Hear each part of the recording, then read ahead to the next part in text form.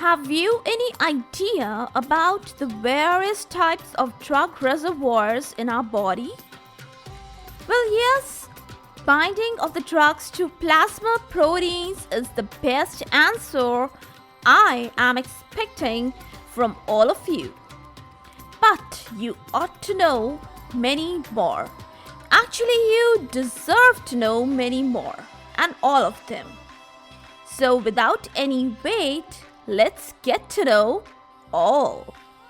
Welcome all to Is Pharmacology Difficult podcast. I'm your host, Dr. Radhika Vijay, MBBS MD, Pharmacology, and this is the audio hub to get the best simplified basic tips, strategies, methods, and lots of ideas to learn better, understand better, and make your concepts crystal clear. If you really find and if there's a question hovering in your minds, is pharmacology difficult? Lend me your ears for a while and let in the magic of knowledge. Here comes the Magnanimous Monday. Now just clear your mind of one of the facts that is very important.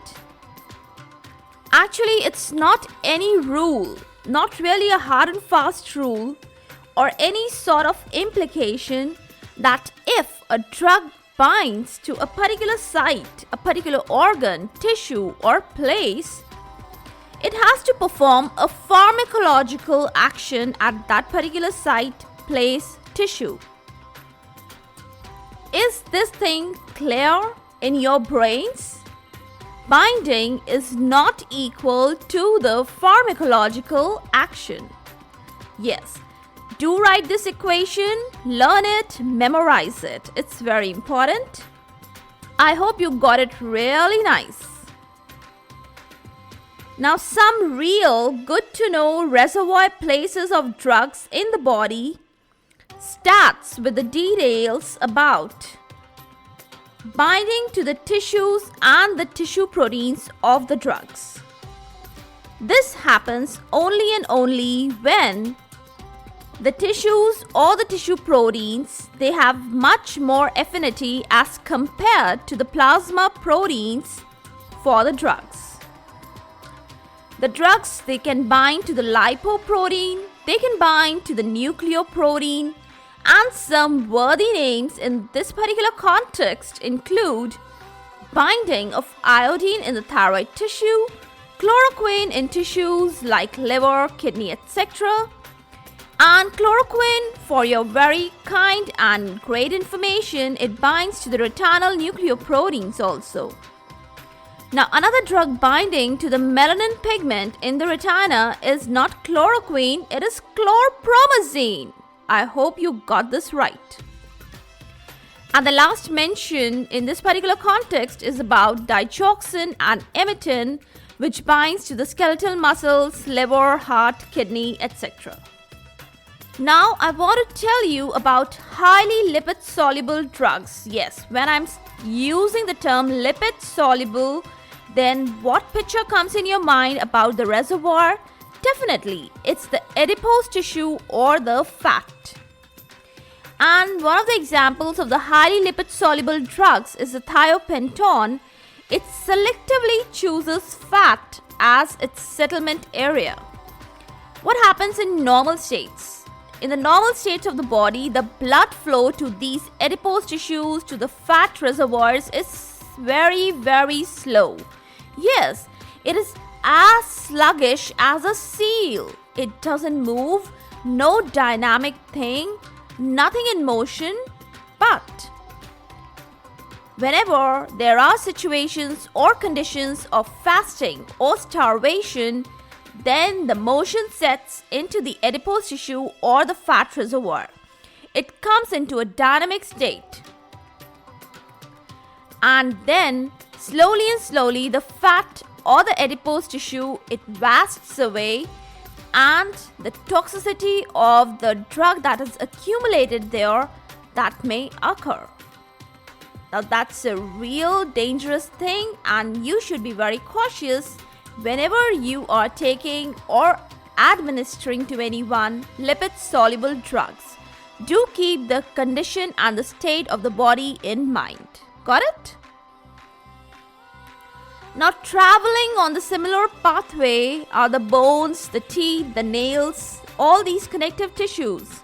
They too form the settlement sites for compounds and drugs like lead, arsenic, fluorides, and tetracyclines. Griseofulvin is one of the drugs, in case you might know about it, which selectively chooses and binds to the deposits in the keratin precursor cells of skin and nails. Now, for your good, gracious, and real kind information, let me tell you that some storage body sites and paths like peritoneal sacs, endolymph, pericardial sacs, they also can serve as places to store the drugs. Now, let me list you some few of these wonderful places and the drugs associated. Methadone, imipramine, they find real good place to accumulate in the pleural cavity. Next, ampicillin easily collects in the joint fluid. Next, sugars like amino sugar, sucrose, they get real good collecting place in the cerebrospinal fluid. While aqueous humor of the eye, it houses prednisolone or chloramphenicol. Did you note down the whole places and their associated drugs that may use them as their dwelling sites? Now, all this was a real quick verbal documentary about the places I wanted you all to know, apart from the plasma proteins that store, house, or collect the drugs. And yes, do remember that drug may not always show action or effect at these sites or places, tissues, or organs. Everything depends, Yes, it depends on the body state, on the state of the health, on the state of the disease, on the amount of action, workload, stress, rest, etc.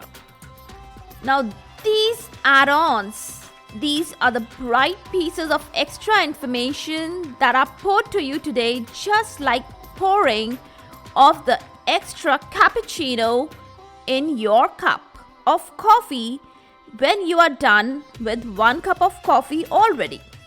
Wow, these were some few of my stolen memories from my leisure spent times in the Grasswood Cafe. Hey, anyone visited that in the City of Lakes in India? It's okay. If you really want to have a glimpse of that, check on my audiogram for the day. I'll be posting a clip of that beautiful cafe's cozy interiors in the audiogram for the day. I hope you have a great Majestic Monday and really not a manic one. Hope it becomes well-mannered and managed by all means. We'll spill over the leftover cappuccino in the upcoming episode. Till then, for all the updates and latest episodes of my podcast, do visit www.ispharmacologydifficult.com, where you can also find and sign up for a free monthly e-newsletter of mine.